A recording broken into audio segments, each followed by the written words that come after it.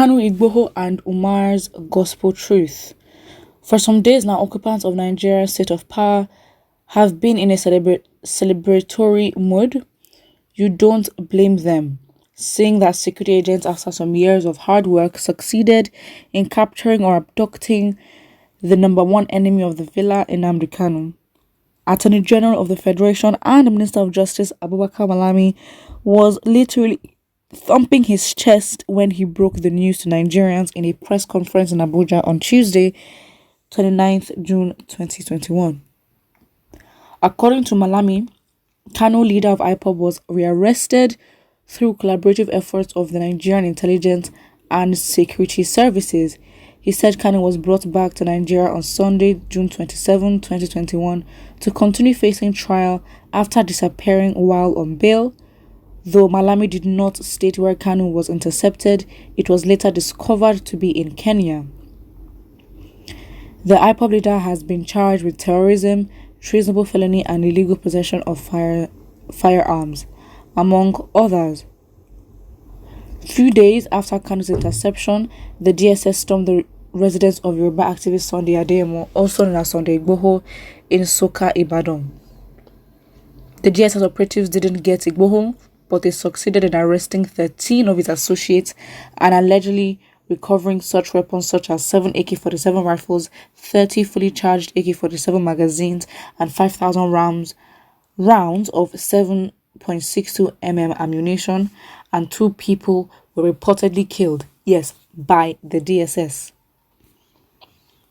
Last week, the presidency, in a triumphant tone, extolled the exploit of the nation's security agencies for successfully executing, with great synchronization, arrests of individuals who had inflicted pain and hardships on fellow citizens. Wow!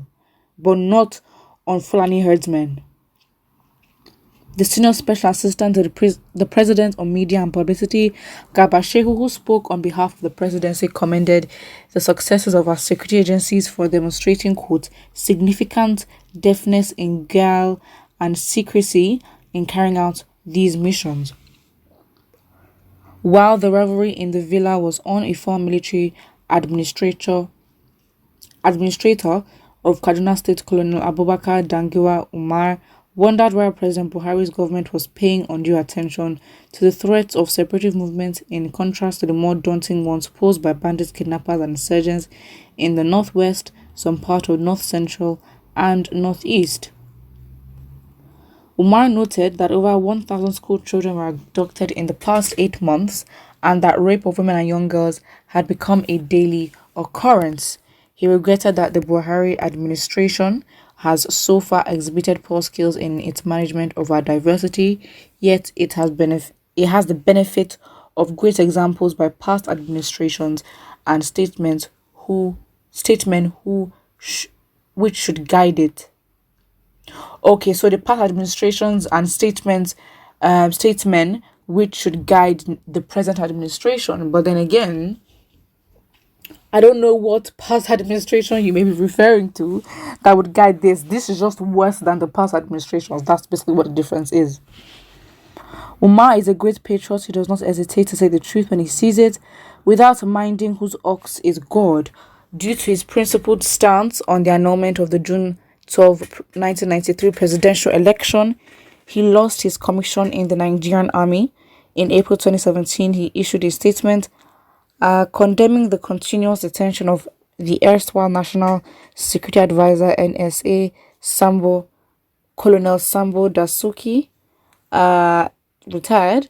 The former NSA had been detained since November 2015 despite 3 counts granting him bail. He was accused of diverting funds meant to combat the Boko Haram insurgency in the northeast. He has since been released. Besides, Umar wrote an open letter to Buhari last year, not minding that he is a northerner and a Fulani prince. He said, all those who wish you and the country well must mince no words in warning you that Nigeria has become dangerously polarized and risks sliding into crisis on account of the administration's lopsided appointments, which continue to give undue preference to some sectors of the country over others. Nowhere is this more glaring than in the leadership cadre of our security services. This is the inconvenient truth, but to the powers that be, Umar must be talking nonsense. To them, IPOB poses greater danger to Nigeria than bandits, kidnappers, and sundry criminals who have taken over different parts of Nigeria. That is true. And rather engage in aggrieved than and rather engage aggrieved citizens in a dialogue to douse tension, government find it more convenient to hunt for agitators. A few years ago, the military high command authorized what they called Operation Python Dance in the southeast. Soldiers used the opportunity to harass and in some cases kill those branded as IPOB members. The government quickly followed this up with a court injunction branding IPOB a terrorist organization. Yeah, but then it's still continuing. It's not like as if it's ended. Because if it's ended, okay, fine, then we can talk about this. But then,